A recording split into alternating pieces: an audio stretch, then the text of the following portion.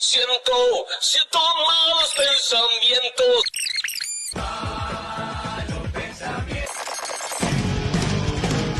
Siento malos pensamientos. Siento hoy malos pensamientos, porque estés donde estés, de nuevo otra vez, el programa te hace muy bien. Buenas tardes, Robert Silva, ¿cómo le va? Un gusto estar acá, la verdad. ¿Cuánto hace que no va al gimnasio? Bueno, hace un tiempo, pero mirá que yo entreno también. A mí no me invitaron para estar en el spot, si no hubiese estado. ¿Entrena en qué sentido? Y Cuénteme. en mi casa, en el patio. Sí, ¿qué hace? Y tengo banco, tengo mancuernas, tengo barra. Sí. Y bueno, y hago eso. Lo empecé hace un tiempo largo atrás, y bueno, y en el patio de mi casa de mañana temprano. Ahora con la campaña estoy un poco dejado, digamos así. Sí. Pero ¿Y tiene mascotas? tengo mascota. Ah, tiene mascota. Tengo mascota. ¿Qué tiene? Tengo una un perro? labradora Sí. espectacular que se le permiten a veces cosas que no se permitían habitualmente. Estar en casa. Porque la familia ha cambiado hoy, dice Andrés ¿viste? Ojeda. ¿Viste? Y es cierto, Sí. ¿o no? Y nosotros tenemos a Saya, que es parte de nuestra vida permanentemente. Está ahí. ¿Cómo se llama la perra? Saya. Saya. Es una labradora Ajá. que tiene 5 años, que llegó esperando que la saque a pasear, porque soy el que la saco a pasear. Entonces salimos, vamos hasta Boulevard Artigas, damos una vuelta, pasamos por Jueves 5, saludo a mis amigos de ahí, de la zona de casa, yo vivo en la Comercial, y bueno, y ahí estamos, contentos. ¿Usted vive en la Comercial? ¿Ojeda Sí. ha ido a su casa a visitarlo? No, creo que no, a casa ¿No? no. ¿Y No, usted no, ha ido no. a la casa de Ojeda? Sí, he Ah, ido, ajá. sí. Pero a casa no, porque las veces que nos hemos juntado, nos hemos reunido o en su casa o Sí. en alguna de las sedes, Ajá. y no se ha dado, pero ya... Lo que no ha probado, ¿sabes qué es? Que dicen algunos que soy muy bueno. ¿Qué? El chivito. El chivito hace cualquiera. No, como el mío ninguno. Bueno, pero, a ver, Te puedo invitar en algún momento. está bien, pero si usted es candidato a vicepresidente de la República, prefiero que haga otras cosas, Más sino que chivito. estoy de acuerdo Ah. con vos, estoy de acuerdo. Pero en los ratos libres Sí. es lo que hago en la familia, ¿viste? Cuando nos juntamos. Cuando saca la perra, vuelve y hace chivitos. Cuando nos juntamos me dicen, no, ¿por qué no haces chivito? Y bueno, hago un chivito. No es la primera vez que usted es candidato a la vicepresidencia del Partido Colorado, ¿no? Sí, la segunda. Es la segunda. Sí. Está con una diferencia, ¿sabés? ¿Y qué se siente? A ver, ¿cuál llegué- es la diferencia entre ser el vice o candidato a vice de Talvi Sí. y el candidato a vice de Ojeda? Bueno, las diferencias son múltiples porque Talvi es una cosa y Andrés es otra. Son Sí. bien distintos. Es solo verlos y te das cuenta de la diferencia. Pero la distinción que tengo ahora y que hace un poco distinto todo esto es que llegué luego de participar en una interna, de recorrer el país 4 o 5 veces y de tener el voto de la gente. Entonces, estoy en la fórmula porque Andrés Ojeda fue el primero en la elección interna y yo fui el segundo. Conformamos esa fórmula con los votos, con el respaldo popular. ¿Y con Talvi no fue así? No, porque con Talvi yo estaba trabajando, había sido electo por voto, pero de los docentes en el Codicen. Y me fueron a buscar y yo ahí me di cuenta que no bastaba con estar integrando el Codicen para cambiar la educación, que había que cambiar el gobierno para poder hacer lo que luego fue la transformación educativa. Entonces resolví largarme al agua con Ernesto, acompañé una decisión unánime del partido y bueno, renuncié a lo que estaba y me fui a la política. Y luego volví con el nuevo gobierno a la presidencia de la ANEP, del Codicen. Decía recién que si uno ve a Talvi o veía a Talvi y ve a Ojeda, hay grandes diferencias entre uno y otro. Pero más allá de las diferencias que uno puede observar a simple vista, ¿con quién se sintió, con quién se siente más cómodo? Mira, Formando parte de la fórmula Sí. del Partido Colorado. Es distinto, yo ahí entré como... Mira, si no me equivoco, fue en julio o en agosto que entré, 7 u 8 de julio del 19, fue que me ofrecieron y yo renuncié y empecé a trabajar. Y Y bueno, es como distinto, ¿no? En aquel momento yo estaba en todo el partido porque primero no había llegado por voto, no tenía sector. Ahora llegué por voto en una elección interna y tengo sector, entonces como que la cosa también es distinta. Andrés tiene su sector, yo tengo este grupo de amigos que es la lista 600 que nos estamos presentando, entonces como que también es diferente. Son cosas distintas, creo, me animo a decirte, mirá la primera vez que lo estoy diciendo, como incomparables. Son bien diferentes. Desde el estilo de Ernesto era uno, el de Andrés es otro, y quizás por conocerlo a Andrés de la militancia política, del foro universitario, del partido, tengo quizás otro vínculo con él, distinto, porque somos los dos militantes, nos criamos criamos una manera de decir de Tacuarembó, ¿no? Pero hace años que estamos adentro del Partido Colorado. ¿Y habló con Talvi últimamente? ¿Lo llamó para felicitarlo, él a usted? No. ¿No? No, hace mucho tiempo que no tengo vínculo con Talvi, no nos conversamos, no hablamos, la verdad es esa. Bueno, pero con Ojeda sí.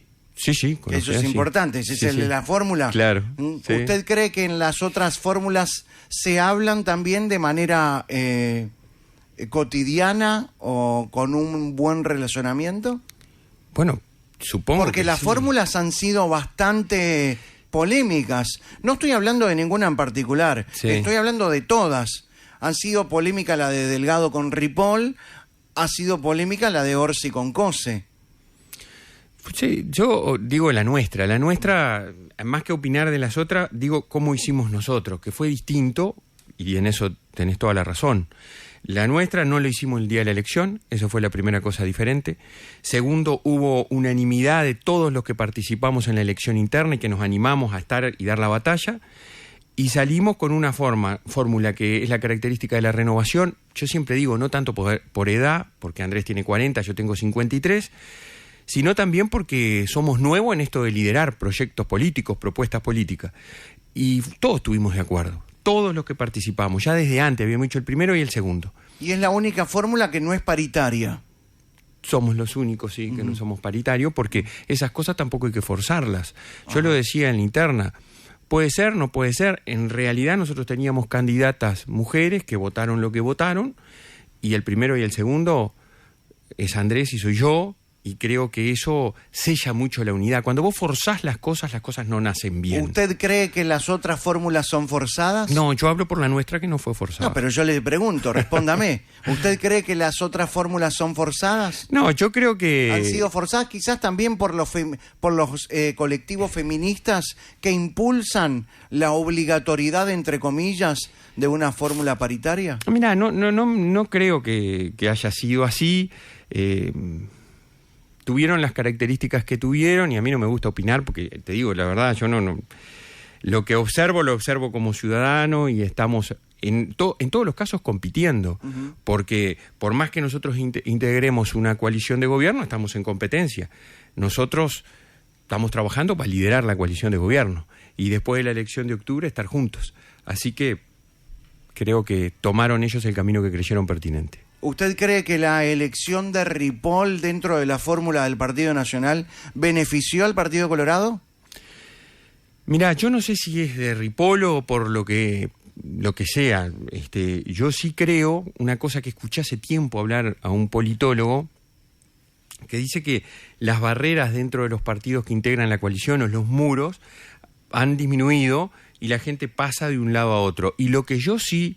te lo digo francamente, lo noto porque recorro el país, hablo con la gente, voy a la feria, es que hay mucha gente que votó al Partido Nacional que ahora está diciendo que vota nuestra fórmula, que acompaña nuestra propuesta política. Y yo no sé si es por la elección de la vicepresidente o por lo que sea, o porque le gusta Andrés Ojeda o porque le gusta Robert Silva o lo que sea, que es cierto, lo noto, lo palpo, me lo dicen, hay mucha gente de otros partidos, y ni que hablar de Cabildo Abierto, ¿no?, que también están viniendo a votar con el Partido Colorado. Que el otro día me lo dijo una señora... ¿Fue Pedro Bardaberry, digamos, un ancla fundamental para eso? Cuando a mí me preguntaban en la elección interna qué le parece, no es demasiado que estén... ¿Te acordás que primero llegamos a ser 8 precandidatos? Sí, eran después demasiados. terminamos siendo 6. ¿No le parece que son demasiados? Yo digo, mira, todo aquel que quiera venir a agachar el lomo y trabajar por el partido y recuperarlo, bienvenido sea. Pues mira, cuando arrancamos la elección interna no era fácil tomar la decisión.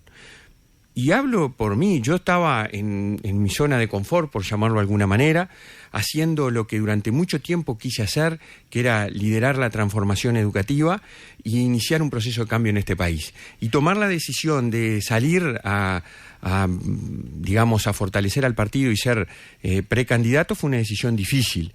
Y lo hice por fortalecer al partido, pero también por seguir trabajando por la educación, porque soy consciente que si esa transformación y otras tienen que continuar, solo va a ser posible con un gobierno de coalición. Entonces éramos 3, 4, 5%. Terminamos la interna con 11, 12%, y ahora somos 15, 16, y alguna por ahí anda en el 19%. Y bueno, y creo que eso es producto de todos los que estamos trabajando, los que trabajamos durante todo el tiempo, los que se sumaron ahora, creo que todos hacemos bien trabajar por el partido y por la coalición. No lo nombra a Pedro Bordaberry. Ah, no, ¿cómo no lo voy a nombrar? Sí trabajé con Pedro. Yo fui coordinador del programa en el 2014, cuando él se presentó a la elección. No tengo... trabajé junto, estuve en comisión con él, fui coordinador de los equipos técnicos. Lo que pasa que ahora la situación es distinta. Pedro tiene otro proyecto, está en Vamos Uruguay.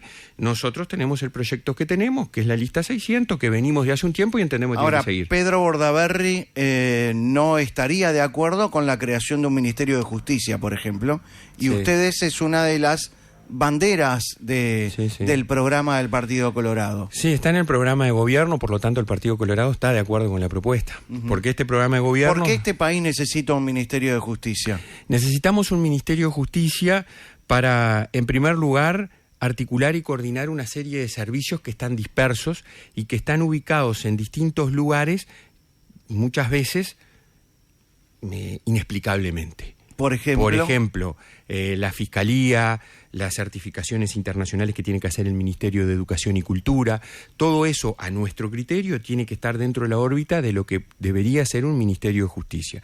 Pero después, algo muy importante, los derechos humanos, ¿no? Pues sería un Ministerio de Justicia y Derechos Humanos. Las secretarías, ponerlas en la órbita, la Secretaría de Derechos Humanos, la JUTEP, la Defensoría de Oficio, todo en la órbita de ese ministerio. Y algo bien importante, todo el Instituto de Rehabilitación, el sistema penitenciario como servicio descentralizado, tiene que estar anclado en un Ministerio de Justicia, y ahí se le da rango ministerial, articulación, coordinación y una responsabilidad política ante el Parlamento, sacando además algo que el Uruguay hace mucho tiempo que dice, el sistema carcelario del Ministerio del Interior.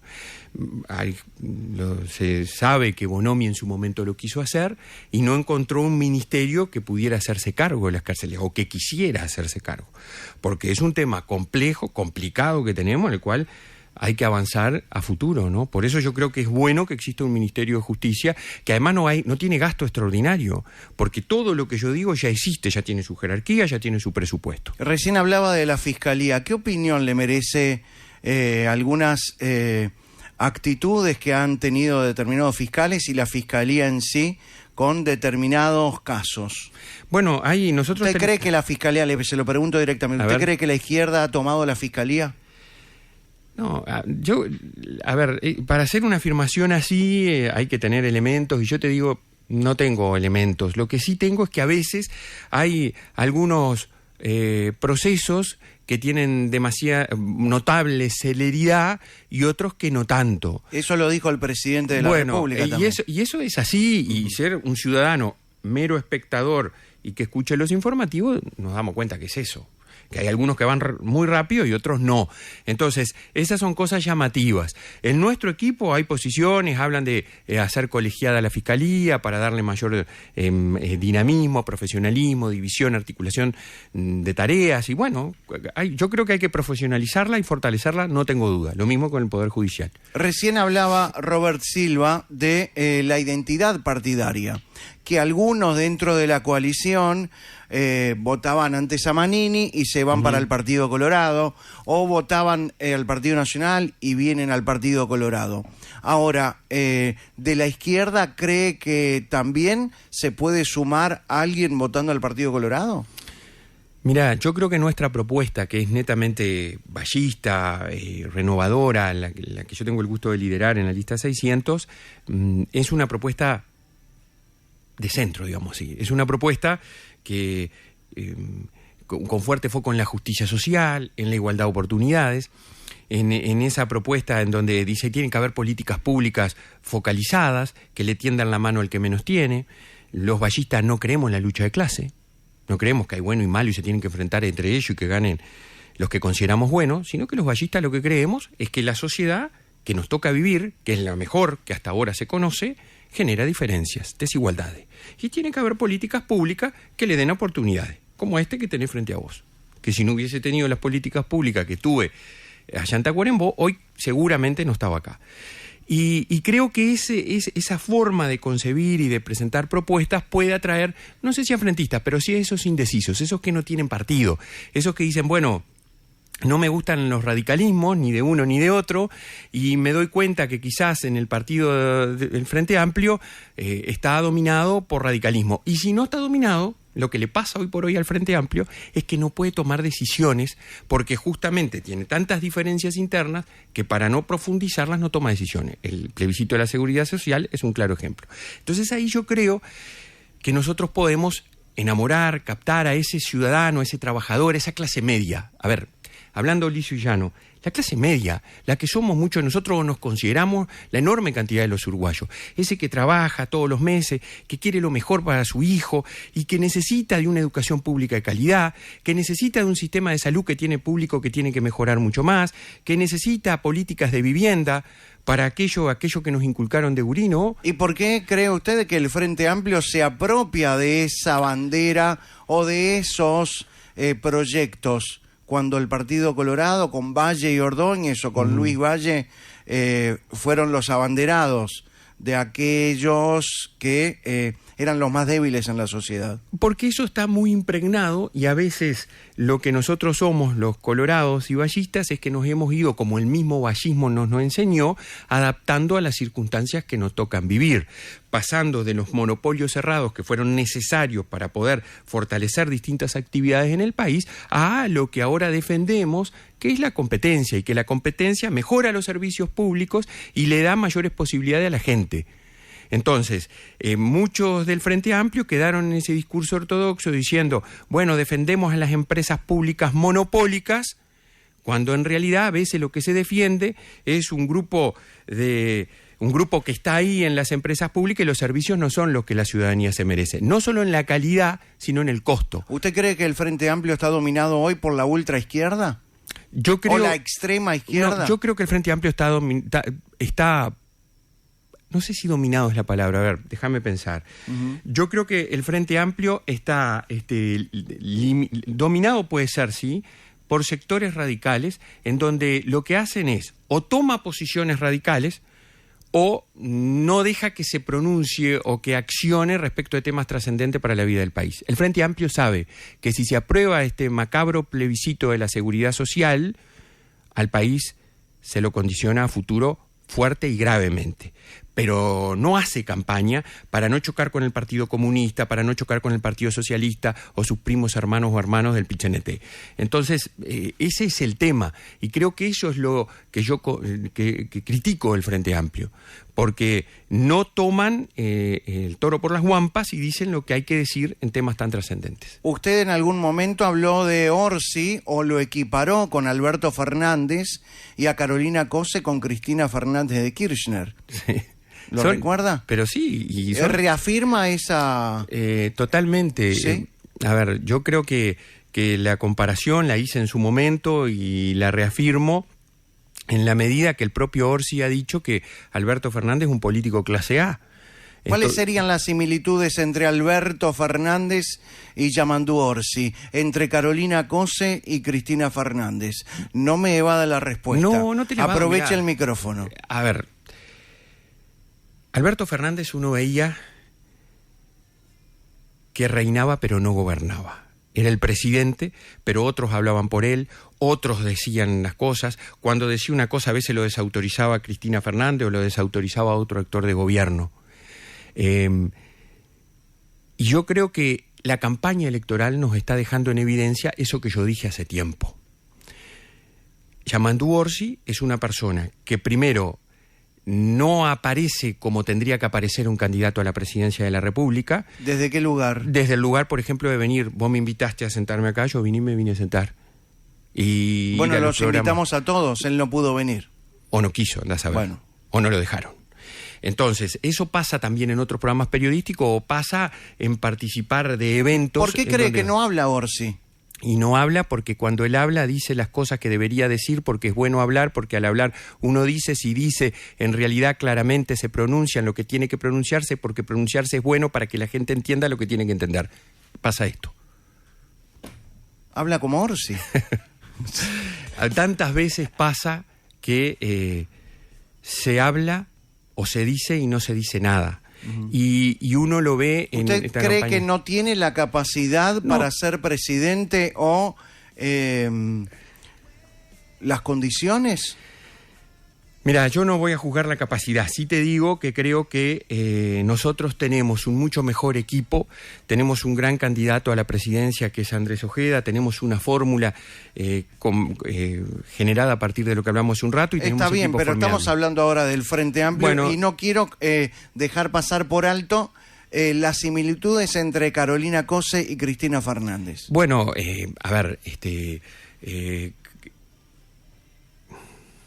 suntuosidad, cuando se muestran las cosas, armado, cosas que bueno, que en realidad se hacen en función de tareas propias de gobierno y que luego se presentan ostentosamente, ¿no? La ostentosidad en el presentar acciones, desde el escenario enorme que se armó, todo verde, en la Intendencia de Montevideo para hacer grandes conferencias de prensa, para anunciar cosas que después hasta o eran poco o fueron reñidas. Por ejemplo, cuando se habló del agua y se entregaba agua en situación de la sequía que nos tocó Cristina, padecer. me hace acordar a Cristina Kirchner, que inauguró una canilla una vez.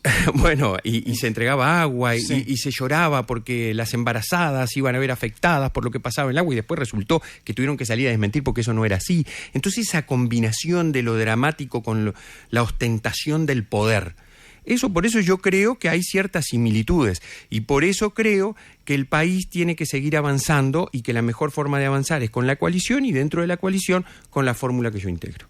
Ahora, así como usted tiene sus diferencias con la fórmula del Frente Amplio, obviamente, Orsi también tiene sus diferencias con usted. A ver. Cuando usted renunció, hablaba que la transformación se hizo de espaldas a los docentes. Y usted lo invitó a debatir. Sí, y no se animó. No se animó.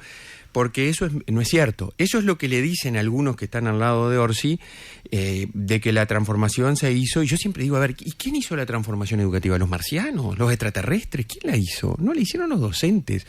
En grupos que conformamos de gente que vino de todo el país, con representantes incluso de las ATD que se convocaron y alguna vez participaron. Otras veces hicieron sus informes, en algunos con aportes, en otras meramente críticos, manteniendo su discurso de hace 40, 50 años. Y nosotros seguimos adelante. La gente, yo le pregunto a la familia, a los que me están escuchando, la educación por supuesto que sigue teniendo problemas, pero la educación está mejor de lo que estaba, porque esto es como un partido de fútbol. Está bien, pero usted dice está mejor de lo que estaba. Cuando comenzamos no tengo duda. ¿Con qué educación se encontró cuando Mirá, yo me encontré con una educación que tenía planes y programas en el bachillerato, salvo alguna decoración que le habían hecho en el 2006, las modalidades de bachillerato en secundaria de 1976, de la época de la dictadura.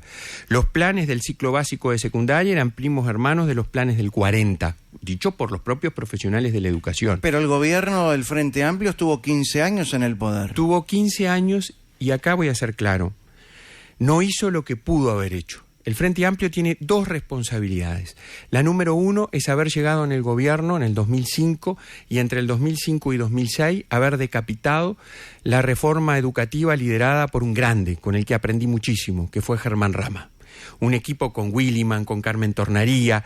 Estoy mencionando 3 personas de partidos políticos distintos, que hicieron mucho por la educación de este país. Llegó el Frente Amplio, dominado o dejándose dominar por los sectores radicales, ya sea sindicales o de los partidos que lo componen, y cambió el plan 1996, paralizó los centros regionales de profesores, dejó de aplicar por lo menos el primer periodo con la intensidad que correspondían las escuelas de tiempo completo, entre otras cosas. Y luego, durante 15 años, habiendo casi triplicado el presupuesto, teniendo unanimidad prácticamente en los órganos de conducción de la educación, teniendo mayoría parlamentaria absoluta, no hizo el cambio educativo que el país necesitaba. ¿Por qué cree que no lo hizo? No lo hizo para no confrontar con esos sectores con los cuales convive. ¿Está hablando de los gremios estudiantiles? No sé, ¿Está hablando de los sindicatos? Yo creo, hablo muchos sindicatos que son duros y que muchas veces no es fácil, te lo digo por experiencia propia. No es fácil tomar decisiones cuando ellos tienen otra mirada. ¿Usted recuerda lo que dijo Mujica cuando gobernaba este país? Sí. ¿Qué dijo? Que había que hacerlos mierda. ¿A quién? A los sindicatos de la educación. ¿Y por qué los sindicatos no señalan a Mujica o el Frente Amplio o la gente de izquierda no señala a Mujica que dijo lo siguiente? Repítalo. Después me van a cortar en esto, pero bueno, Mujica dijo que había que hacer mierda a los sindicatos de la educación. Yo creo que los sindicatos de la educación... pero así, textualmente lo dijo. Sí, lo dijo. Acá el tema es, yo no estoy en contra de los sindicatos y quiero ser claro en eso. Porque los sindicatos de la educación son distintos. Una cosa es el sindicato de secundaria, FENAPES, otra cosa es la Federación Uruguaya de Magisterio. Y dentro de la Federación Uruguaya de Magisterio hay distintos sindicatos o distintas filiales. O sea que no hay que generalizar. Con uno se puede trabajar, se puede conversar, se puede tratar de lograr acuerdos, con otros no. Porque hay muchos de ellos que confunden el rol sindical con el de militancia político-partidaria. Y el de hacer militancia en contra del gobierno. ¿Y eso es culpa del Frente Amplio que les ha dado poder? Yo creo que el Frente Amplio tiene la responsabilidad de no haberse animado a tomar las decisiones que tenía que haber tomado cuando fue gobierno, teniendo todo para hacerlo. Porque además al Frente Amplio le faltó otra cosa, y lo digo con mucho respeto, a ver, que es una hoja de ruta en educación y en otros temas. O, por ejemplo, cuando el Frente Amplio convocó a los acuerdos multipartidarios en el gobierno de Mujica, que nosotros participamos en representación del Partido Colorado, en educación se dijo una cantidad de cosas que había que hacer y no se hicieron. Y todos lo sabemos que no se hicieron. Entonces, esa es la responsabilidad que tienen. Nosotros llegamos a este gobierno con una hoja de ruta, con un plan de gobierno, con equipo, con decisión, con firmeza, procurando siempre el diálogo y el acuerdo, pero con la convicción. Llegamos al gobierno para que las cosas sucedan, y sucedieron. Usted una vez dijo que el Frente Amplio tiene gran experiencia en destruir cosas, sobre todo la educación. Sí. ¿Lo dijo? Sí, lo dijo, porque lo leí. Ahora, lo que pregunto es, ¿cuál es el interés del Frente Amplio cuando, estando en el poder, quiere destruir la educación? Mira, yo lo que creo que el Frente Amplio no hizo... A ver, vamos a poner... Si no, uno queda como que... Y yo soy contrario a esas visiones que todo está mal. El llamado Plan Ceibal, ahora Ceibal, devenido en una agencia de innovación, fue una buena política. Sí. La hizo por fuera de las entidades educativas, ¿no? La colgó de la presidencia, hizo una persona pública no estatal y lo hizo bien, y es una cosa que hay que reconocer, y nosotros la fortalecimos, contrariamente a lo que decían los militantes del caos. Que iban a cortar el Plan Ceibal. Que hacíamos pomada el Plan Ceibal. Incluso te acordás que en las redes publicaban, están desconectando las antenas del Ceibal. Todo la mentira tradicional que ya muchos actores conocemos. Yo creo que hizo cosas buenas, yo creo que no se animó a hacer otras. Y eso termina obrando en contra de la política social fundamental que un país tiene, que es la educación. La educación es, como decía Varela, la locomotora del progreso. Y nosotros, para progresar como personas, como país, necesitamos una buena y potente educación, como la tuvimos siempre. El Frente Amplio no se animó a hacer lo que tenía que hacer. Hablando de educación y de la izquierda, quiero leer algo de Gramsci. ¿Lo ubica Gramsci? la única forma que tenemos para hacernos del poder como comunistas, no lo que hizo Marx. Nosotros debemos infiltrarnos en la sociedad, infiltrarnos dentro de la iglesia, infiltrarnos dentro de la comunidad educativa lentamente e ir transformando y ridiculizando las tradiciones que se han sostenido históricamente a fin de ir destruyéndolas y formando la sociedad que nosotros queremos. Eso lo dijo Gramsci. ¿Usted cree que el Frente Amplio sigue los pasos de este teórico italiano? Yo creo que hay mucha gente que milita una forma de pensar distinta a la que muchos de nosotros tenemos, y esa militancia además está fuertemente afincada o fortalecida por la demonización o la crítica al otro. Ser en algunos ámbitos colorados es mala palabra. ¿Por qué razón? Porque si es un partido democrático de nuestro democrático país. Y que hizo de este país lo que este país es. Por eso los colorados y los vallistas nos sentimos muy orgullosos y queremos volver a estar en el gobierno. Como todo partido con tanto tiempo, tuvo sus altas y sus bajas. Pero yo le digo a mucha gente, yo soy colorado y vallista, y a mí no me vengas a poner con los, como alguno me dice, un partido cajetilla. ¿Cajetilla de qué? Pará, pero por favor, vos no conocés lo que es el vallismo y lo que es el Partido Colorado para decir eso. Entonces, ¿qué pasó sí en esta sociedad? Yo siempre lo digo con muchos amigos que converso, y acá estamos en una conversación, lo único que nos están escuchando unos cuantos miles.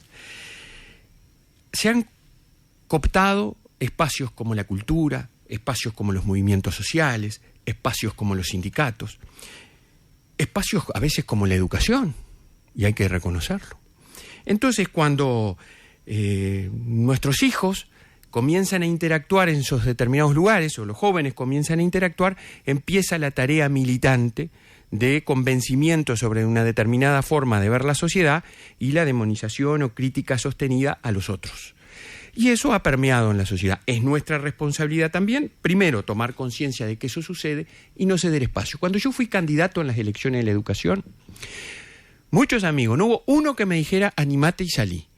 Amigos políticos y amigos personales me dijeron, Robert, estás loco, vos no le vas a ganar nunca a los sindicatos. Ellos van a tener los dos lugares, vos no vas a poder, nadie se va a animar. Y sin embargo, uno de los dos lugares fue ocupado por este colorado que le decían, no te animes, no lo hagas. Entonces, yo creo que hay, así como hay eso que vos decís, hay otra cosa, que es la permisividad y la pasividad nuestra. Nosotros tenemos que ocupar todos los espacios, no solo el político, sino militar en todos los ámbitos, el cultural, el social, la sociedad civil organizada, los sindicatos, todos los espacios para que nuestra visión también esté presente y sea escuchada. ¿Va a haber un paro político ahora? Partidario le agrego yo. ¿Cómo? Partidario le agrego yo. Yo creo que... ¿Por qué cree que suceden estas cosas de generar un paro político en la educación el 15-16 de octubre? Yo, como lo hice cuando era presidente de la ANEP, exhorto a todas las familias a que manden a sus hijos y vayan a los centros educativos. Los liceos están todos abiertos. Y la adhesión, en el lugar que hay más adhesión de profesores, es 30, 34, 38%. Que es acá en Montevideo y en algunas áreas, según el liceo, hay liceo que eso es un promedio, ¿no? Hay liceos donde hay más adhesión. Por eso la exhortación a que todos vayan a clase, porque a pocos días de la elección nacional este paro tiene esa connotación, y además notorios dirigentes sindicales de la educación son militantes del Frente Amplio, integran las cúpulas de partidos políticos que integran el Frente Amplio. Así que, por lo tanto, yo no estoy de acuerdo, creo que han habido avances, creo que hay mucho por hacer en educación, pero han habido avances. ¿Sabes qué? Te voy a dar un dato. Hoy 15.000 gurises más terminan el liceo y la UTU que en el 2019, entre 21 y 23 años. Y eso es más oportunidades, eso son más posibilidades para construir su proyecto de vida. Mientras algunos siguen discutiendo la ortodoxia y las cuestiones filosóficas de hace 40, 50 años. Siguiendo con la educación y siguiendo con los paros, le quiero leer un mail de un equipo docente de la Universidad de la República de Bellas Artes, que ayer le envió un mail a sus alumnos, Universidad de la República, convocando a una marcha por Palestina. Buenas tardes, enviamos este mail para recordarles que hoy hay paro parcial por actividades en Facultad de Arte. Se convoca a la puerta de facultad previa a la marcha a las 18:30 por Palestina. ¿Cómo un equipo docente de la Universidad de la República puede mandar un mail así convocando una marcha por Palestina? Sí, la verdad que está mal, no corresponde que lo haga. ¿Dónde queda la laicidad No, y el por eso. respeto por los alumnos? Sí, sí, sí. Por la Y- educación, no por los alumnos. Y máxime con las circunstancias que tocan vivir actualmente, todas condenables. Particularmente el otro día estuve en el recordatorio del 7 de octubre, que después del Holocausto es la catástrofe más grande que ha sufrido el pueblo judío. Por lo tanto, esas cosas no corresponden. Sí corresponde que quienes tienen responsabilidad de gobierno en el ámbito educativo actúen. Yo en eso fui, cuando me tocó estar, mirá, por ejemplo, en aquel momento, cuando yo empecé, estaba con toda la juntada de firmas por la LUC, después yo dije, miren, en los centros educativos no puede haber ninguna cartelería. ¿Y por qué en la Universidad de la República, sobre todo en la Facultad de Derecho, es un paseo político de diferentes tonalidades, siempre desde la izquierda, ¿no? Sí, porque muchos espacios de la Universidad de la República están dominados por esa forma de ver y que creen que... Pero nuestro país no era así el siglo pasado. No era ni es en los ámbitos educativos restantes. Yo, por eso, mientras estuve en la presidencia de la ANEP, lo hablé en algunos ámbitos cuando tenía que ver, públicamente preferí mantener silencio porque era el presidente del otro ente autónomo educativo. Ahora que estoy en esto, digo, no corresponde ni que la universidad cuelgue un pasacalle por el sí, ni que se pronuncie por cuestiones políticas partidarias o de este tipo, y mucho menos, por suerte nosotros tuvimos dentro de nuestro equipo un diputado que actuó rápidamente cuando en la universidad, en la Facultad de Humanidades pasó lo que pasó, cuando el docente no lo dejaron venir, suspendieron un curso. Spektorovsky. Por eso, y las cosas al menos se lograron, encauzar. Así que creo que en eso hay que ser drástico, ¿no? Porque mirá que en este país que se ha caracterizado siempre por el respeto al que piensa distinto, por la tolerancia, por dos principios que son claves y distintivos de nuestra educación pública. La laicidad, por un lado, y la prohibición de hacer proselitismo político, religioso o de cualquier especie.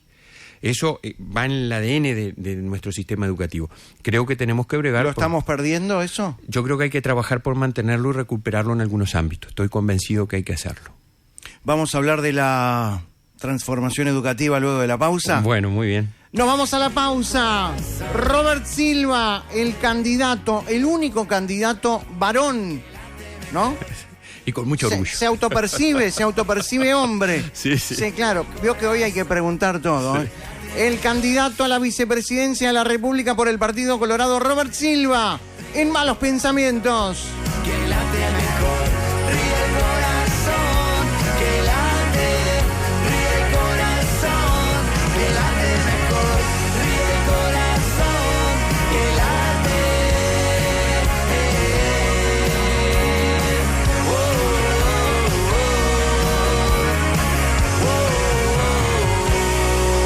oh, oh. 11 minutos van de las 18 horas, estamos en la entrevista con Robert Silva. ¿Cómo le dicen? ¿Qué mote tiene usted?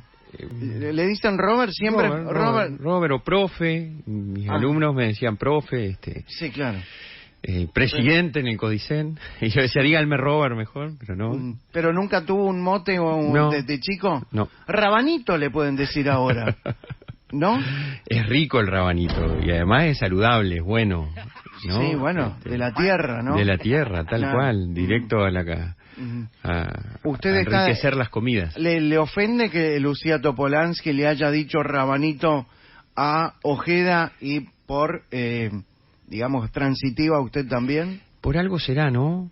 Bueno, ¿te parece? Que debe ser porque estamos haciendo cosas que pueden estar preocupando. Porque, a ver, solo una cosa segura. ¿Qué va a pasar en noviembre? Va a haber balotaje. ¿Quién va a estar en el balotaje? Orsi y Cose. ¿Qué tiene que resolver la gente? ¿Cuál es la mejor fórmula para ganarle a esa fórmula que va a estar en noviembre?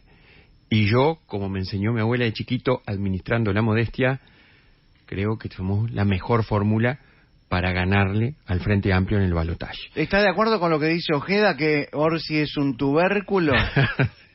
Tuvo un ingenio, la verdad, una ingeniosa salida. Me pareció bien, y creo que además esto demuestra eso, demuestra que están preocupados porque hay un crecimiento del Partido Colorado, y yo siempre digo, más que del Partido Colorado, hay un crecimiento de la fórmula del candidato a presidente, hay un crecimiento de nuestra propuesta política. ¿Qué cree que atrapa del candidato a presidente de Ojeda? ¿Cuál es el público objetivo de...?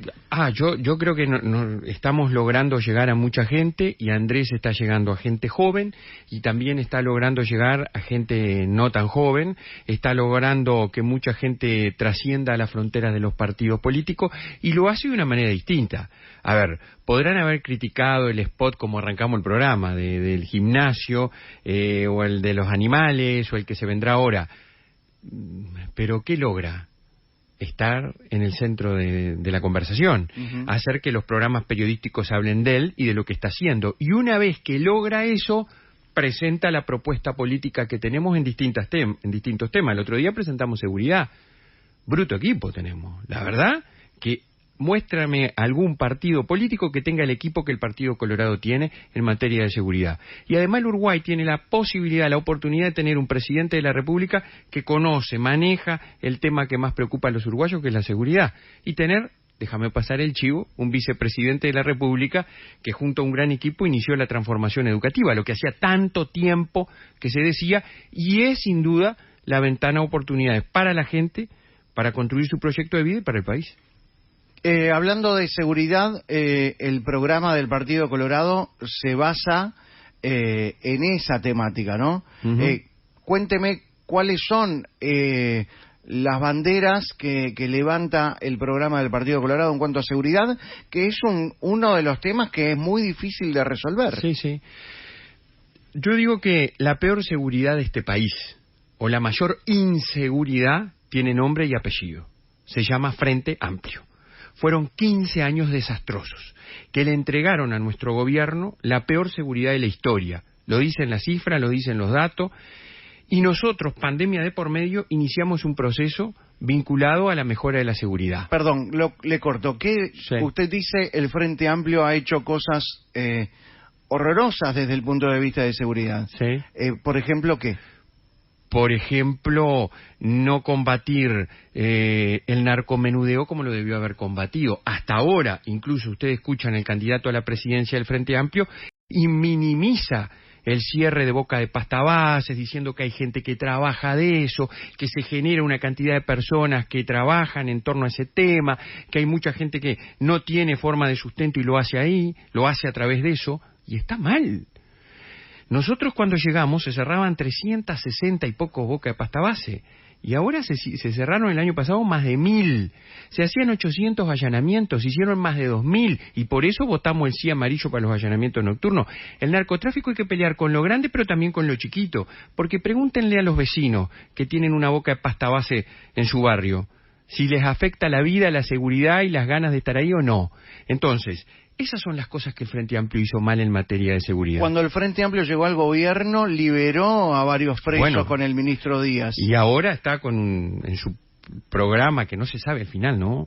Si tiene programa, si no tiene programa, porque vieron que incluso hay propaganda de la 609 del MPP hablando que tienen plan de gobierno, y después escuchás a Carolina Cose decir que no es un plan, y que el plan de gobierno lo van a hacer en octubre. Entonces, si tienen programa, tienen en noviembre. Plan.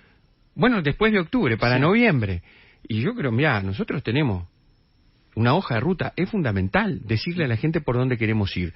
Entonces, eso es lo que pasa muchas veces con el Frente Amplio, y es lo que nosotros... Bonomi debería haber renunciado en su momento. Tabaré Vázquez le debía haber reconocido la renuncia cuando quiso renunciar. Ahí ves la diferencia de actuar de unos y de otros, ¿no? Yo creo que con lo de Moravito fue un tema de muchísima gravedad lo que pasó.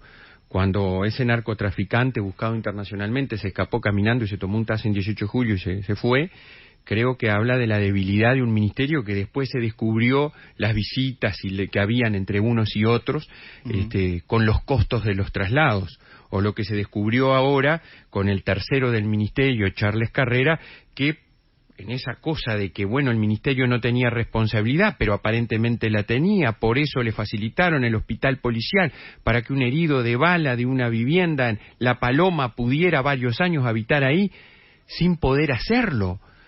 Y bueno, y ahora lo justifican por una cuestión de humanidad. Mire, no hay humanidad que te valga cuando vos haces mal las cosas y disponés de recursos públicos en forma indiscriminada o en forma que no corresponde de acuerdo a la normativa de aplicación. Hay muchos mecanismos para atender una situación de vulnerabilidad de una persona, todos legales. Por eso yo creo que la gente está cansada de esas cosas y yo tengo confianza plena en que nos va a dar la oportunidad de tener un segundo gobierno de coalición. Hablando de seguridad, el Frente Amplio o Yamandú Orsi habla de La Llera y de Leal, que formaron parte de la herencia de Bonomi. Sí. ¿Usted siente que eso volvería a tiempos atrás?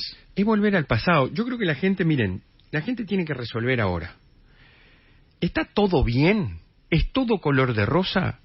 No, hay una cantidad de cosas para seguir mejorando. En salud, en vivienda, en la misma educación. Sí, por supuesto. Pero hay muchas cosas que se han hecho.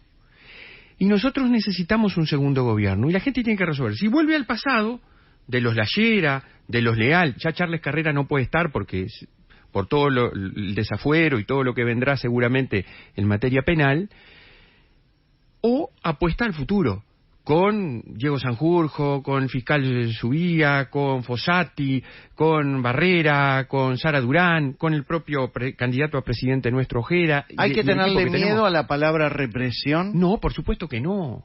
Por supuesto que no. La gente que vulnera derechos de nosotros, la gente que trabajamos, la gente honesta, tiene que pagar las consecuencias de su obrar. Yo no tengo duda que tiene que hacerlo. Ahora también, como te digo, hay que reprimir, hay que sancionar al que roba, hay que sancionar al que asesina, no tengo duda. También hay que generar espacios de rehabilitación. Y para eso es necesario atender el tema de las drogas, las adicciones, la salud mental. ¿Vos sabés que el 50% de los que ingresan al sistema carcelario son analfabetos? Entonces, por eso tanto en la educación. ¿El 50%? 50% son ¿Analfabetos? Funcionales. El analfabeto es el que no puede, sabe leer, sí, no sabe escribir, sí, no sabe comprender un texto y no fue a la escuela. Muchos de ellos no terminaron siquiera la escuela. ¿Y cómo en nuestro país, que es un país pequeño, que es un país que no tiene grandes problemas y que ha sido ejemplo en la educación, terminamos así? Porque ¿Cómo llegamos a eso? Llegamos porque justamente lo que había que hacer en educación no se hizo, porque muchas veces no se llamó a responsabilidad lo que hay que llamar a responsabilidad. Los adultos que están a cargo de los menores, una de sus obligaciones es mandarlo a la escuela. Y si no manda a la escuela, el Estado tiene que intervenir para que lo mande. Yo en eso creo que hay que actuar. ¿Fuimos muy permisivos durante muchos años? Durante mucho tiempo, sí. Porque me pasaba en otros temas, ¿no?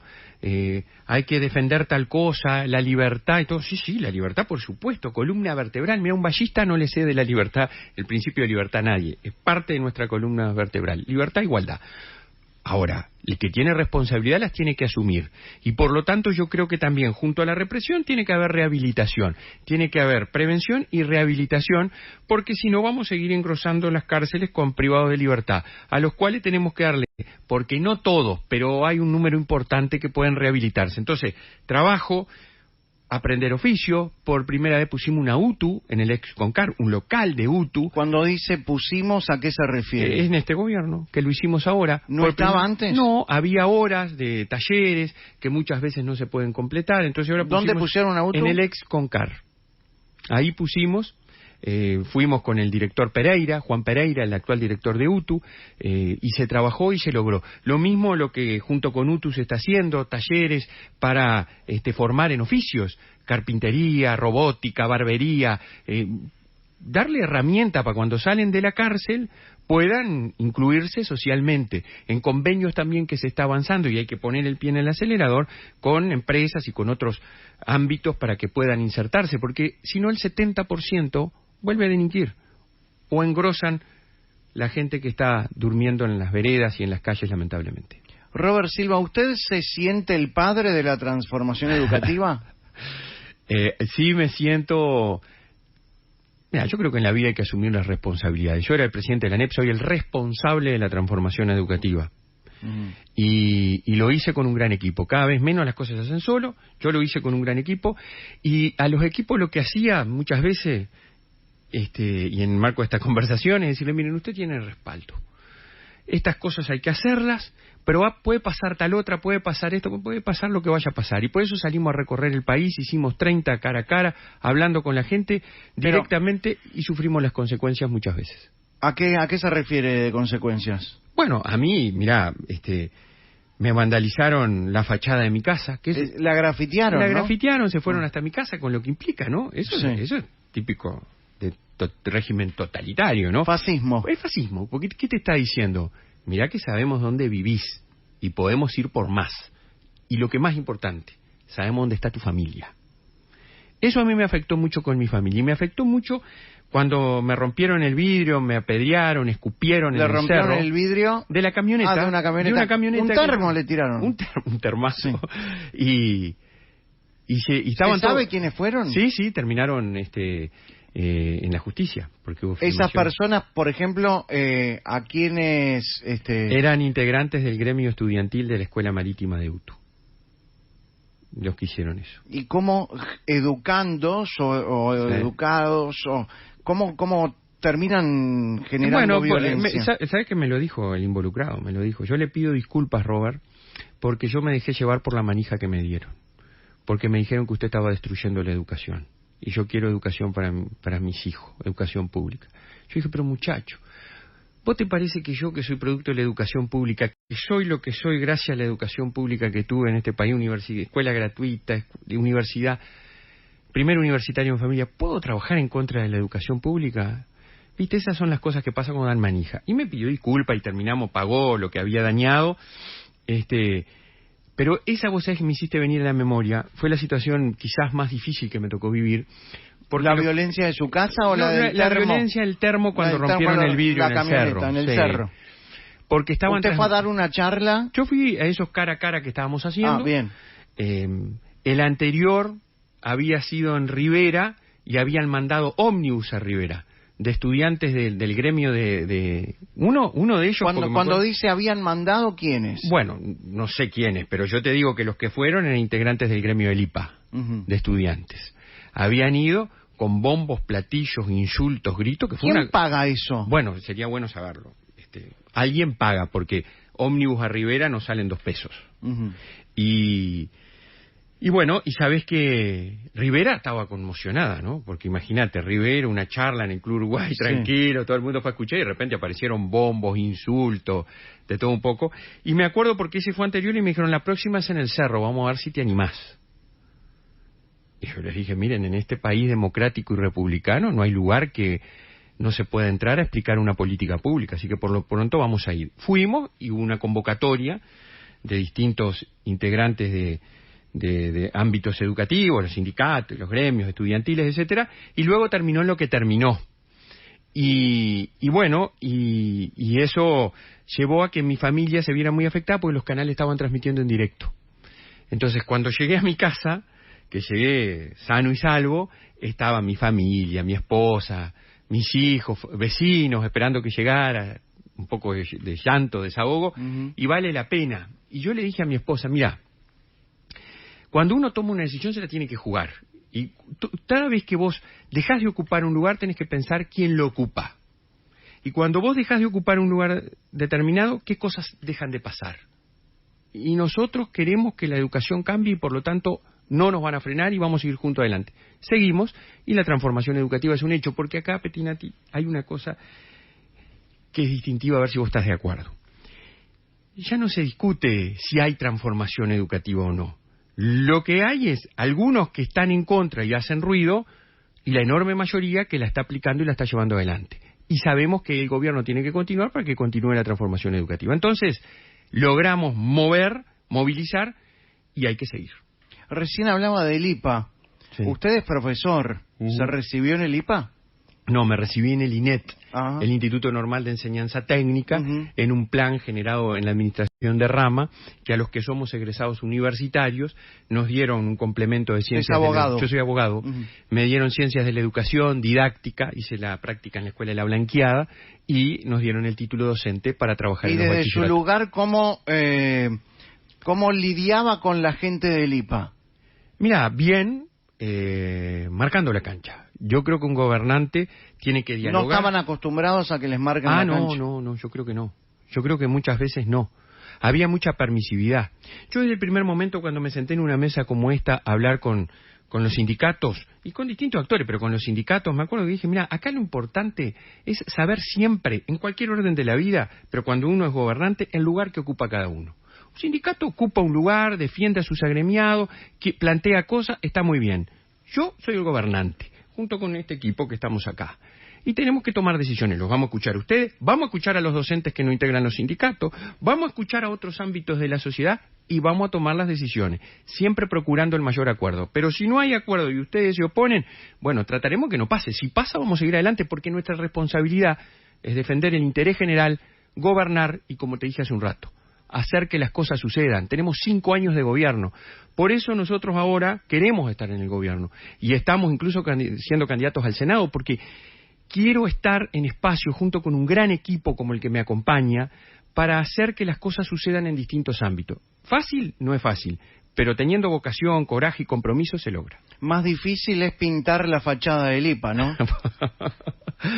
Mirá, hacía más de 20 años que la fachada del IPA era una cartelería, obviamente en contra del gobierno de turno, en defensa de determinados postulados, y nosotros tratamos de generar ámbitos, se generaron desde el Consejo de Formación en Educación para mantenerla en condiciones adecuadas, que es justamente lo que hablamos hace un rato, el principio de la laicidad, evitar hacer proselitismo, y ahí tuvimos una discusión entre el respeto al principio de libertad, de expresión, de los estudiantes eventualmente, y el decoro de un edificio público que tiene que respetar todas las posiciones, no embanderarse con una exclusivamente.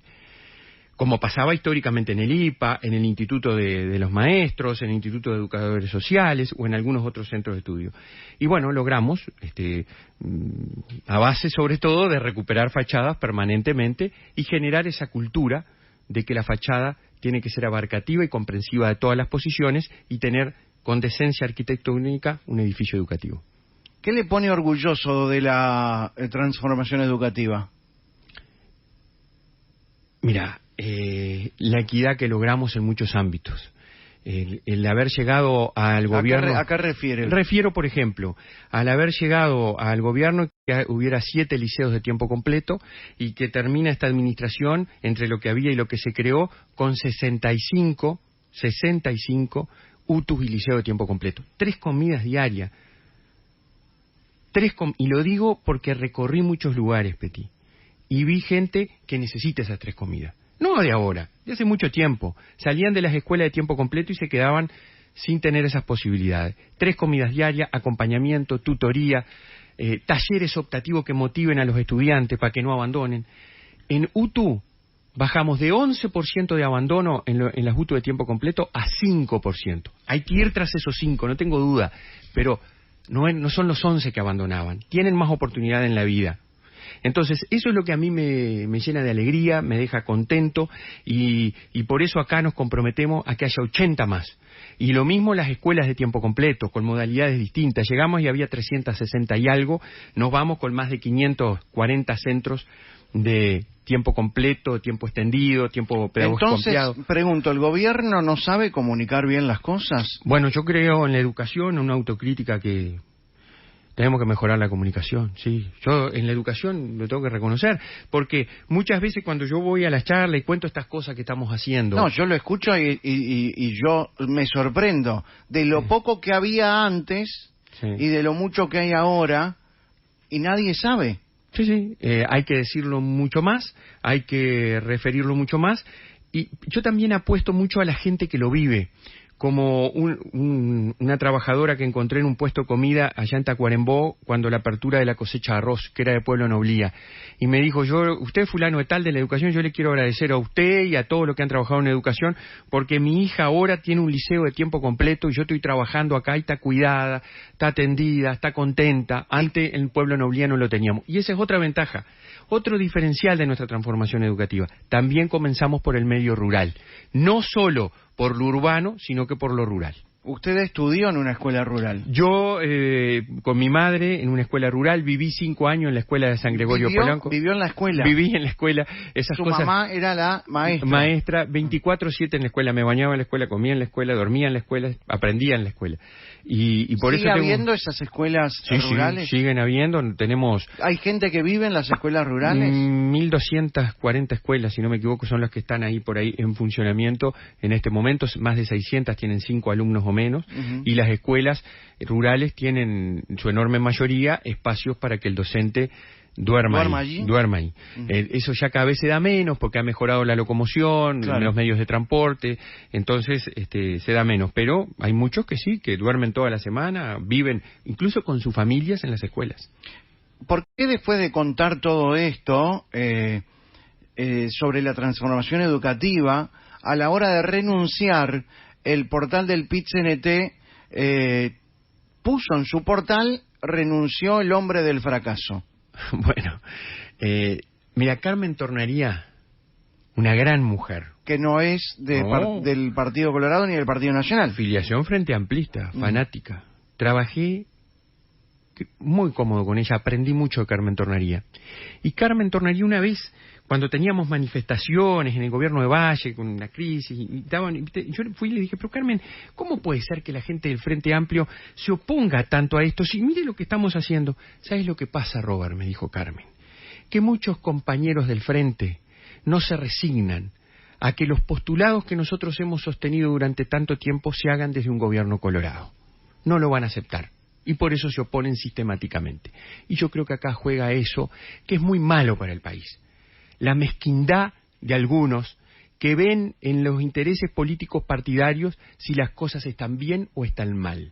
Según de dónde provenga una propuesta, una idea, ¿es buena o es mala? Si proviene de un compañero militante, la miro de una manera. Si proviene de otro lado, o no la recibo, o si la recibo, no la considero como la debería considerar. Eso es lo que el país le ha hecho mal, es lo que tratamos de cambiar. Yo no tengo duda que esta transformación educativa es buena y hay que continuarla.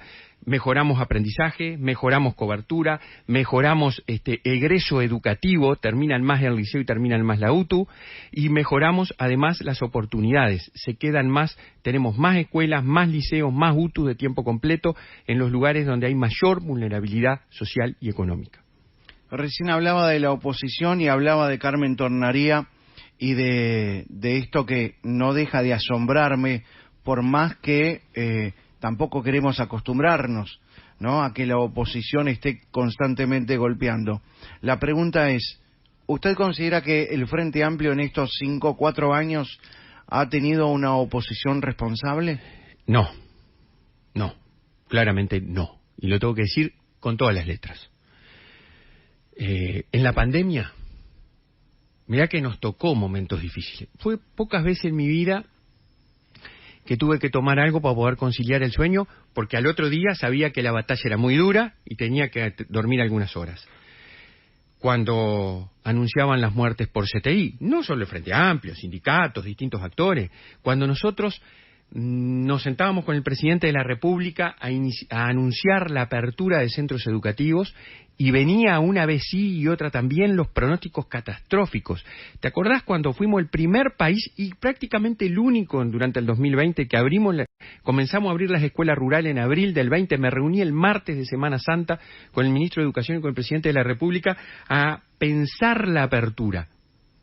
Doblemente ponderada internacionalmente en el Uruguay. ¿Sabes por qué? No solo porque abrimos las escuelas y nos animamos y fuimos los únicos, sino porque teníamos tecnología, teníamos conectividad, que nos podíamos haber descansado. Si tenemos eso, ¿para qué vamos a abrir las escuelas? Y las abrimos igual. Y en ese momento yo sentí la presión siempre contra, que no, que va a pasar esto, que van a haber contagios masivos, que se van a enfermar en el medio rural, que van a llevar esto, que no hay hipoclorito, que no hay... Y sin embargo, manifestaciones de distinta naturaleza, caceroleos, se convocaron a caceroleos en plena pandemia. Entonces, eso no fue responsable. Como no fue responsable en materia de seguridad, haber participado en ámbitos que el gobierno convocó para lograr un acuerdo, y luego Leal, que era el representante del Frente Amplio, no firmar. Y algunas de las medidas del Frente Amplio fueron tomadas en cuenta, no firmaron porque dijeron que no estaban de acuerdo, y después vos vas al programa de gobierno del Frente Amplio y están. Entonces, esas son las cosas que están mal y que no corresponden. Hay que tener una oposición responsable. Yo, por el Partido Colorado, estoy tranquilo porque en el ámbito que me he movido hace más de 20 años de educación, fuimos oposición responsable siempre, y en general creo que actuamos así. ¿Qué recuerda de los momentos de pandemia y de pensar cómo seguir educando a los chicos a pesar de cortar la presencialidad? Mira, yo recuerdo cosas hermosas de docentes. Esto te facilita mucho, porque como yo fui un consejero electo por docente, tengo grupos de WhatsApp de docentes de todo el Uruguay. Y los registros que me llegaban ahí de maestras rurales que iban y dejaban en la portera de las casas de los niños tareas manuscritas o fotocopias para que trabajaran. Y ellos iban y lo retiraban y trabajaban y después dejaban en la misma portera y la maestra retiraba, o se comunicaban por WhatsApp, o después fuimos avanzando en ser el único país que tuvimos videoconferencia gratuita. Entonces, esas son cosas. Pero, ¿sabes? Algo personal que te lo cuento como anécdota, no sé si lo dije alguna vez públicamente, de los chuchos más grandes de mi vida. En época de pandemia... Sustos. Chucho decimos de Tacuarembó, sí, sustos de mi vida. Fue cuando el presidente de la República me dijo: Robert, ¿me acompañás?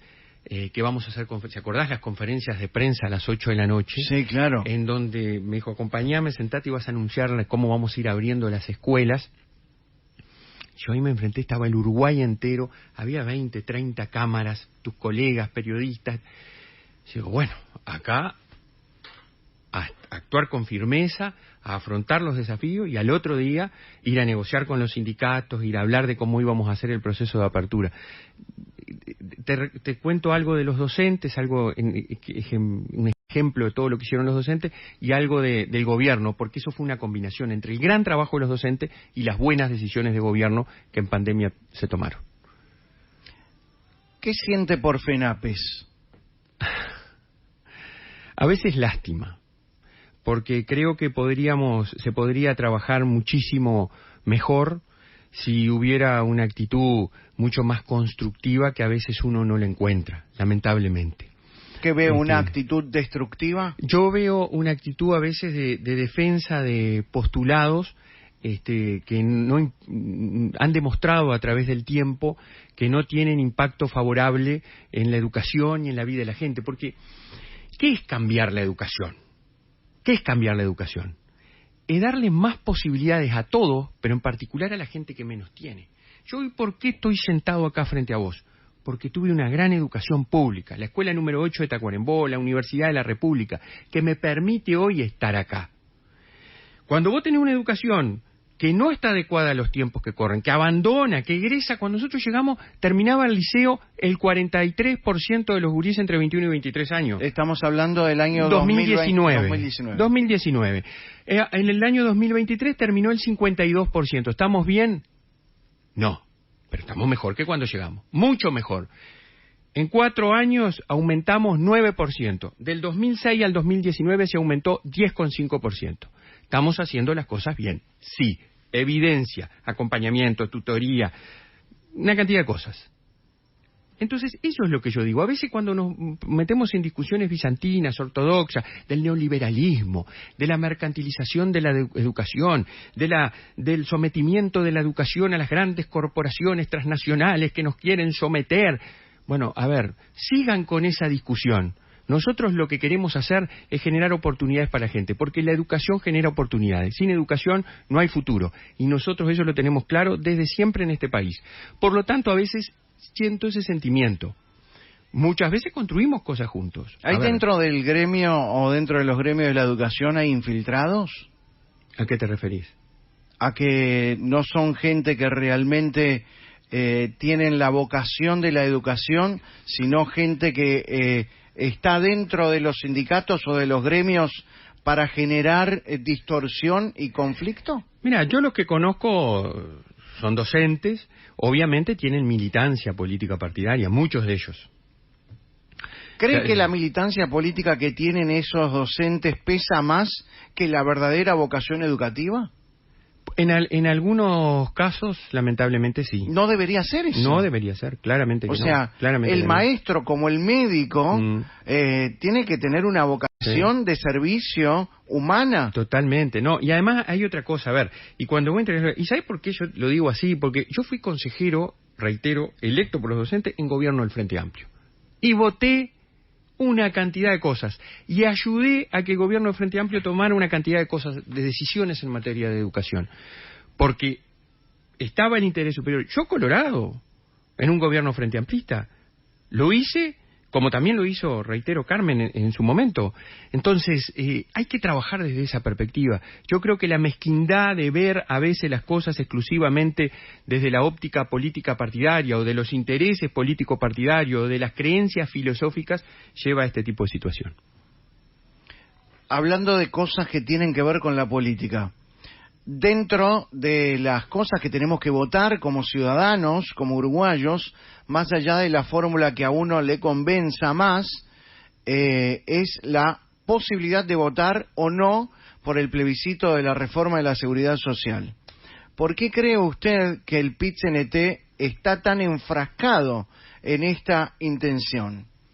Mirá, yo nunca lo voy a entender en realidad cuál es el motivo del Frente Amplio, porque de sectores del Frente Amplio, digo bien, Partido Sí. Comunista, Partido Socialista y del PIT-CNT. En la medida que dicen... ¿Al PIT-CNT lo pone dentro del Frente Amplio? Si no son primos hermanos, Sí. son hermanos. Son ¿no? hermanos, mellizos, eh, gemelos. ¿Sabes qué? Yo no lo voy a entender porque lo que dicen defender es justamente lo que están perjudicando. Están quebrando el sistema de jubilaciones, nos están metiendo la mano en el bolsillo a los trabajadores, porque los trabajadores hemos venido ahorrando durante todo este tiempo, tenemos derechos adquiridos a partir del sistema generado en 1996 y que durante 15 años el Frente con mayoría absoluta parlamentaria fue gobierno y ni se le ocurrió tocarlo, al contrario, lo fortaleció. Entonces, hoy... Bueno, decía Mujica que no se animaron a hacerlo por la cantidad de contradicciones que tenían dentro del Frente Amplio. Que quedan en evidencia hoy, y por eso lo condenable de la fórmula Cose-Orsi y del Frente Amplio en sí, que no toma una posición y no se juega por algo que nos va la vida en el país. Mujica volvió a decir que podría llegar a ser una situación dramática. Pero es que es dramática. A ver, el propio O'Donnell, que está anunciado como ministro del Frente Amplio, yo estoy tranquilo de una cosa, que no va a ser ministro porque el Frente Amplio no va a ganar, pero anunciado como futuro ministro de un eventual gobierno del Frente Amplio, ha dicho que esto es como la crisis del 2002, más o menos, como un avión con todos los motores prendidos fuego. Bueno, miren, esto es terrible. Retrotraigamos, ¿no? Al 2002. Repito, ¿qué motiva al PIT-CNT a centrarse en esta iniciativa? Bueno, yo no tengo duda que son esas cuestiones filosóficas ortodoxas, porque hay muchos integrantes de esta colectividad y también de la central sindical que están anclados hace 40, 60 años en el muro de Berlín y que ven las cosas desde esa óptica.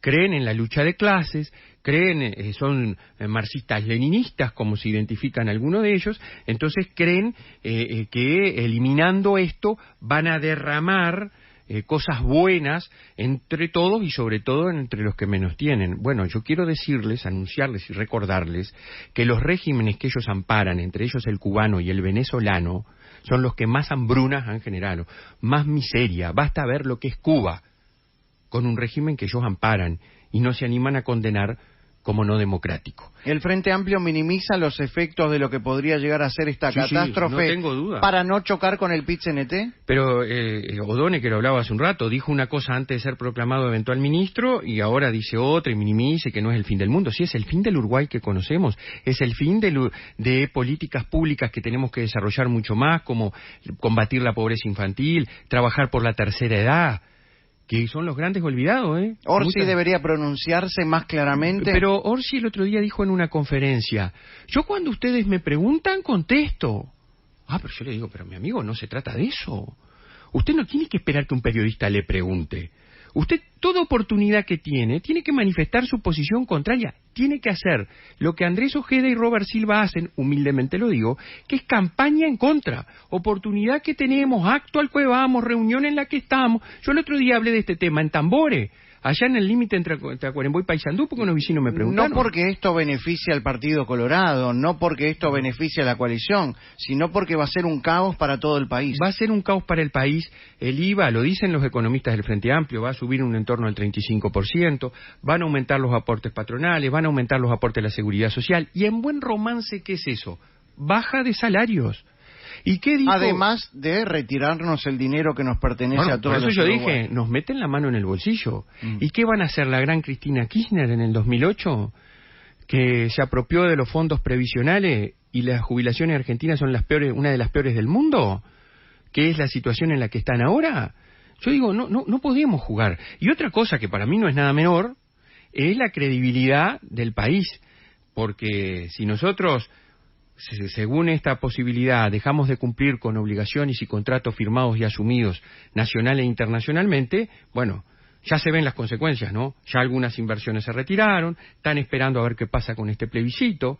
Es muy irresponsable el plebiscito de la Seguridad Social. Por y hay eso que no decirlo con todas las letras. Por eso no hay que votar. No hay que poner ninguna papeleta de eso. No hay que poner ninguna papeleta, hay que poner dos cosas. Y paso el chivo. No. La lista 600 No. con Andrés Ojeda y Robert Silva. ¿A quién le facturamos ese chivo? Bueno, estamos teniendo una linda conversación, uno Bueno, podía. está bien. Y después la papeleta amarilla del sí a los allanamientos nocturnos. Esas dos cosas hay que ponerlas en el sobrevotación. Y no la papeleta blanca del sí del plebiscito. PCNT. Sí, y del Partido Comunista. Y anda más. Y ainda más PVP y otros. ¡Pausa! Robert Silva en Malos Pensamientos.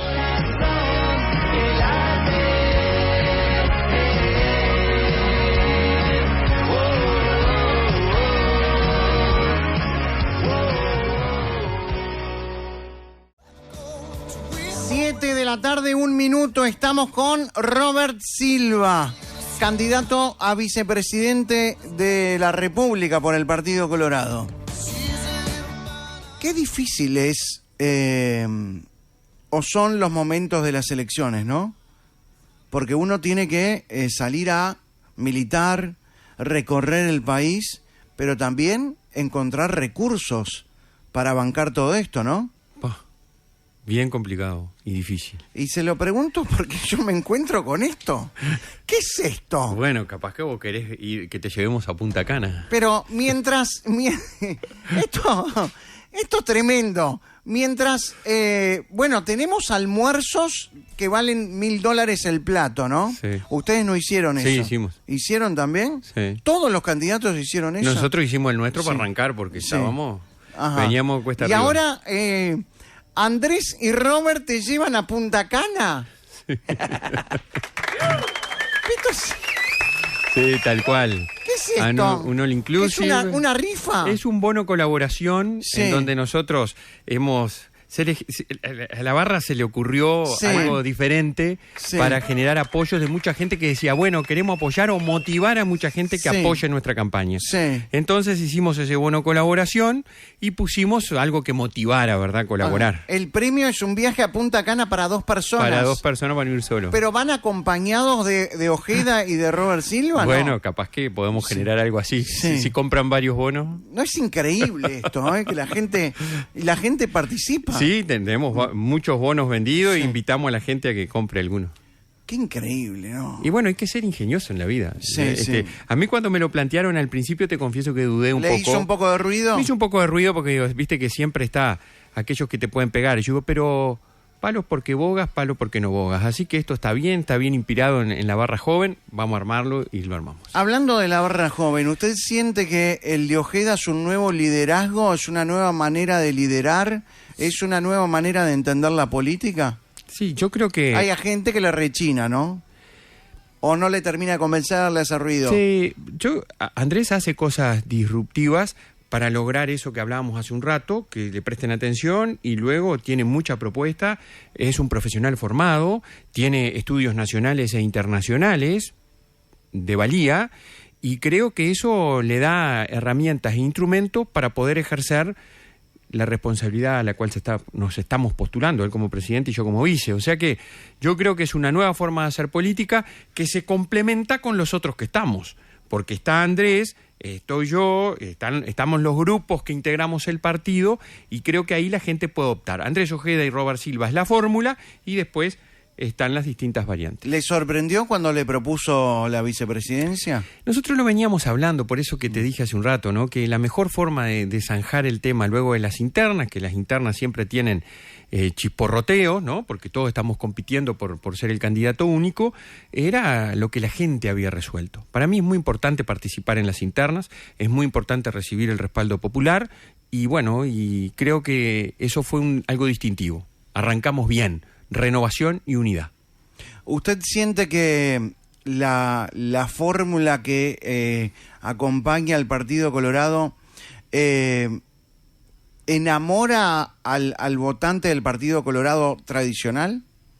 Sí, sabes que sí. Porque lo que no va por un lado, va por el otro. O sea, lo que puede no enamorar eventualmente un candidato, puede enamorar el otro. Nos complementamos y eso es muy importante. Yo creo que en la vida la complementariedad es clave. Andrés tiene su estilo, su formación, su expertise, lo que ha venido haciendo, y Robert Silva tiene la propia. Tiene su forma de ser, su estilo, tiene quizás más accionar en cargos de gobierno, en lo que hace a la educación en particular. Los dos fuimos precandidatos, nos animamos a luchar por este partido en momentos difíciles, así que nos complementamos. Creo que eso es bueno. Hoy es el Día Internacional de la Salud Mental y la salud mental es uno de los temas prioritarios dentro de lo que es el Partido Colorado. Sí. ¿Por qué razón? Porque es algo que se puso mucho más en evidencia post-pandemia. Lo vimos en los distintos ámbitos, el educativo y otros, y nos damos cuenta que es un debe que tenemos en este país, desde dos perspectivas. Número uno, lo que es la atención específica de personas que requieren atención. Yo recorro el Uruguay una y otra vez y me dicen, no puede ser que yo quiero consultar a un psiquiatra o quiero consultar a un psicólogo o no lo puedo pagar o cuando me dan turno es un mes y medio después. Y las situaciones de salud mental requieren inmediatez. Por eso nosotros decimos que es muy importante trabajar por su universalización y la creación de estos 25 centros especializados en salud mental.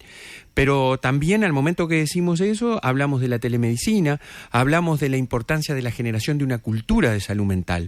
No hay que sentir vergüenza o esconderse por requerir determinados apoyos en determinados momentos de la vida. Y lo dice quien en determinado momento de la vida creyó que eso no era así. Y después los golpes me enseñaron que requería apoyo de personas que me ayudaran a mí y a mi esposa a salir adelante. Y salimos adelante. Y hay que reconocer que eso tiene que estar mucho más accesible. El otro día me encontraba en Tacuarembó en una reunión y una señora me dijo, tengo que repetir los medicamentos vinculados a este tema y tengo que esperar afuera a ver cuándo pesco al doctor que lo pueda repetir. Por eso nosotros decimos que en el primer nivel de salud, cuando los medicamentos están recetados y controlados y con los requerimientos que correspondan, hay que facilitar esa renovación de medicamentos, entre otras cosas que hablamos junto a especialistas como Martín, que nos acompaña en esta propuesta. ¿Lo ve a Álvaro Delgado como un buen candidato de continuidad de este gobierno? Yo creo que hay que continuar el gobierno con renovación. Y eso somos nosotros con Andrés Ojeda dentro de la coalición. Nos vendría bien como coalición tener una renovación, tener otra impronta, tener equipos complementarios, ahí vuelvo a la complementariedad, entre el Partido Nacional, el Partido Independiente, el Partido Colorado, pero el Partido Colorado liderando. Tenemos equipazo. El otro día yo te decía seguridad, te puedo decir educación, te puedo decir políticas sociales con Antonio Mansi y otros tanto. En fin, tenemos equipo, tenemos ganas, tenemos entusiasmo, tenemos compromiso y eso es lo que uno nota que la gente lo está sintiendo. Y por eso las encuestas están diciendo lo que están diciendo. ¿Cabildo Abierto es un buen socio dentro de la coalición? Bueno, es un socio que tiene respaldo popular, tiene posiciones que en algunos casos pueden no ser compartidas, hay que dialogarlo, porque a veces yo creo que cuando te dicen de las diferencias de uno y otro, la gente hace mucho énfasis en decirte fulano o mengano. ¿Y por qué no usamos más la I? Fulano y mengano. con los acuerdos que haya que arribar. La izquierda no confiaba en que la coalición iba a seguir viva durante 4 años. Sí, no teníamos la partida de defunción antes de nacer, lo dijeron. Y sin embargo, a pesar de pandemia, a pesar de todo lo que nos tocó vivir, acá estamos, enteritos y afrontando esta elección, con nuestras propuestas distintas, complementarias pero diferentes, con fórmulas diferentes, y luego a octubre, por eso hay que elegir la fórmula.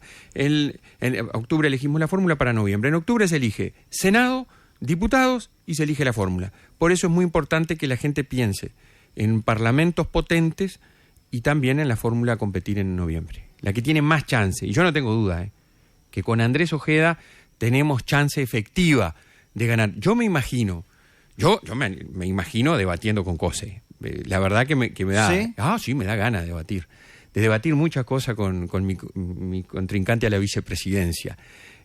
Hay muchos temas para abordar a partir de cosas dichas y no hechas. Pero también me imagino a Andrés Ojeda debatiendo con Yamandu Orsi. Yo creo que vamos a alquilar balcones todo. Y no va a haber posibilidad de esconder la cabeza. El rabanito contra el tubérculo. No se va a poder esconder, porque ahí hay una ley que obliga a debatir. Entonces vamos a tener que debatir. ¿Cree que el debate va a ser decisivo para que la gente entienda qué clase de candidato tiene en uno u otro? Yo creo que es muy importante que la gente sepa que quien conduce los destinos de un país y los equipos que le acompañan tienen que tener profesionalidad, tienen que saber de qué se trata cada cosa. Así le fue a este país cuando pusimos en cargos de gobierno a personas que no tenían idoneidad. Por ejemplo... Por ejemplo, fundieron la petrolera monopólica. Raúl Sendic, que comenzó con Martínez, Sendic y toda la Baracutanga, que tuvimos que poner 900 millones de dólares. ¿Que quién lo puso? El pueblo, pagando combustibles arbitrariamente aumentados para cubrir el déficit y poder sacar la plata y ponerla en ANCAP luego del libertinaje que tuvieron ahí, que terminó el vicepresidente procesado por corrupción. Pero, a ver, los pilotes, esto que tenemos ahí. De la regasificadora. De la regasificadora, también varios millones de dólares. El tren de los pueblos libres con la vía que quedó inconclusa. ¿Alasú? Alasú, Pluna. A ver, fundieron las primeras líneas uruguayas de navegación aérea, que era orgullo nacional, y podemos seguir con el puerto de Aguas Profundas, podemos seguir con tantas cosas, los préstamos a las compañías cooperativas amigas, a las empresas, Envidrio, que terminó procesado, Placeres, diputado, aplaudido, caravanas al ministro procesado por corrupción, préstamos dados, inventados. Entonces, yo estas cosas digo... Entonces, perdóneme, le corto. Sí. ¿Por qué el Frente Amplio tiene dentro de su fórmula o de su propuesta de gobierno la frase que gobierne la honestidad, sí, viendo todo esto? Yo creo que es... yo lo dije la otra vez, quien los asesora mal, porque poniendo que gobierne la honestidad, nos da a nosotros pie para hablar de la deshonestidad de los gobernantes del Frente Amplio, que fueron campeones en la historia del país de procesamientos por corrupción. Basta acordarse aquello de los casinos, ¿te acordás con Bengoa? Bengoa, claro. Pero además fueron responsables de otra cosa. Porque... Ahora se pagaron horas extras en el casino cuando... Bueno, volviendo a casino. En época de pandemia. Sí, en época de pandemia. Con el casino cerrado, rarísimo. Y buscan justificarlo, ¿no? Yo digo, mirá, acá hay una cosa que también es condenable. Cuando uno se equivoca y no reconoce el error, se equivoca 2 veces. El Frente Amplio cometió, además de esos errores y de esos procesamientos, de los errores, paréntesis, déjame decirlo, una escuela de tiempo completo sale en el entorno un poquito menos de $2 millones. ¿Año? Sale $2 millones de dólares la construcción. La construcción. Porque vos precisás el edificio. Y después plata para los docentes, para la comida, que tenemos el impuesto, que eso no hay problema. ¿Cuántas escuelas de tiempo completo podríamos haber construido con los más de 1.200 millones que tiraron por la ventana? ¿Cuántas? ¿Cuántos liceos? ¿Cuántas UTU? Eso es lo que hay que decirle a la gente. Por eso los gobernantes tienen que ser profesionales, tienen que tener equipo y tienen que saber lo que no pasó tampoco en los gobiernos anteriores, y que cuando empezaron a darse cuenta o empezaron a venir las evidencias, uno decía que le hacían bullying a Sendic, otro decía, lo terminaron sacando, despidiendo aplaudido de la Cámara de Representantes como Placeres, otros le hicieron caravanas hasta un balneario. Esas son las cosas que están mal. O Astori, que mantuvo a Bengoa hasta último momento que la justicia se pronunciara. Esas cosas están mal y es la que uno tiene que darse cuenta que no pueden volver a pasar. ¿Y es peor no haber hecho autocrítica? ¿Es por eso que usted dice que se equivocan 2 veces? Claro, se equivocan 2 veces porque ellos ponen en evidencia la situación que fueron mientras estuvieron en el gobierno. No tienen autoridad moral para hablar de honestidad. Porque ¿sabés lo que yo tampoco... Y esto está bueno que insistas en el tema. Porque cuando vos decís que gobierne la honestidad, ¿qué estás diciendo? Yo fui gobernante del organismo público más grande de este país. 2.500 millones de dólares de presupuesto anual. Busquen a ver cómo administramos ese organismo. No tengo una sola situación, ni yo ni mi equipo que me acompañó. Entonces, porque ellos se posicionan del lado bueno de que son los honestos, gobierne la honestidad, ¿quiere decir que los que gobernamos somos deshonestos? No. Es inadmisible que se paren desde ese lado, desde el Olimpo, diciendo nosotros los buenos, los otros los malos.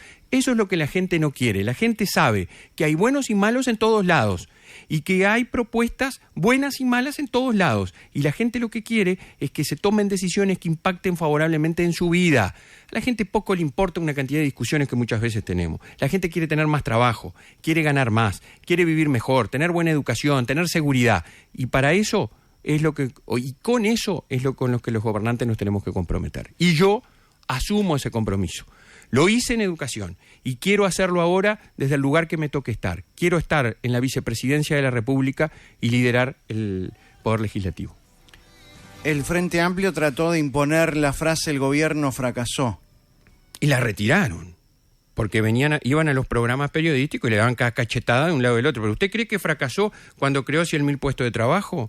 ¿Usted cree que fracasó cuando tiene la inflación más baja en 20 años? ¿Usted cree que fracasó cuando tiene los índices de desempleo más bajos? ¿Cuando tiene la mayor cantidad de aportantes al Banco de Previsión Social?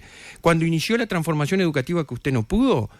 ¿Fracasó cuando bajó la rapiña, el delito? Entonces empezaron a recular porque se dieron cuenta que el eslogan era el equivocado, por eso lo sacaron. Y vinieron con la honestidad, también equivocado a mi criterio. Porque, reitero, buenos y malos hay en todos lados. Acá estamos gente honesta. Nuestro equipo es de gente honesta, que quiere trabajar por el país y que hemos renunciado a muchas cosas por trabajar por el interés general y el bien común. Robert Silva, gracias por venir, pero no se va a ir de este programa si no jugamos a... una palabra. Malos Pensamientos presenta Una Palabra. Palabras, palabras, palabras. Una sección donde lo que importa es la palabra. La palabra de Dios. Porque las personas y las actitudes se resumen en una sola palabra. Una palabra.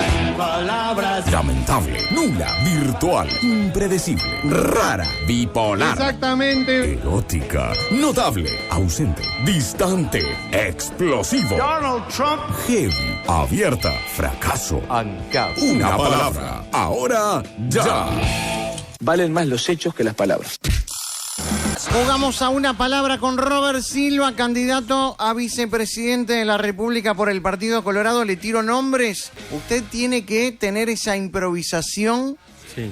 y esa rapidez e inteligencia para tirar la primera palabra que se le ocurra. A ver. Sin pensar, ¿eh? Sí. ¿Listo? Vamos. Vamos. Luis Lacalle Pou. Presidente. Le pido un poco más de creatividad, le pido por favor, porque el presidente lo dice. ¡Vamos! Andrés Ojeda. Candidato.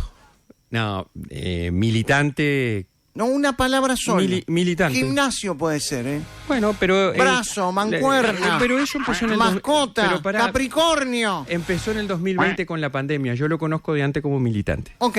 Yamandú Orsi. Improvisación. Carolina Cose. Suntuosidad. Álvaro Delgado. Comunicador. Valeria Ripoll. Bueno, sindicalista es lo que me viene. Guido Manini Ríos. Comandante. FENAPES. Sindicato. Codicen. Educación. Jorge Valle. Estadista. Ernesto Talvi. Economista. Transformación educativa. Oportunidad. José Mujica. José Mujica, me sale presidente, presidente. No me sale más nada. José Mujica. Presidente, ya te dije. José Mujica. A ver, Mujica tiene un antes y un después. Una palabra. Bueno, Mujica fue guerrillero y luego presidente. Lo que permite el sistema democrático uruguayo. Tabaré Vázquez. Sí, Tabaré Vázquez, oncólogo. ANEP. Futuro. Fernando Pereira. PIT-CNT. Marcelo Abdala. PIT-CNT también. Robert Silva.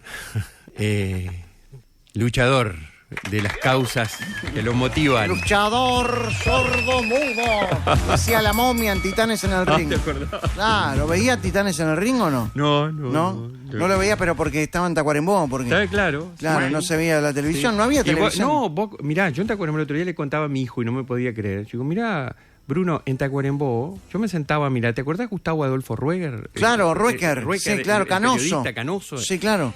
Yo me sentaba a mirar el informativo con mis padres a tomar mate con una semana de atraso. Porque llegaba en la onda los cassettes, los mandaban de toda la semana, pero una semana después. Y nosotros nos sentábamos en la televisión blanco y negro. O sea que el interior estaba atrasado una semana, además.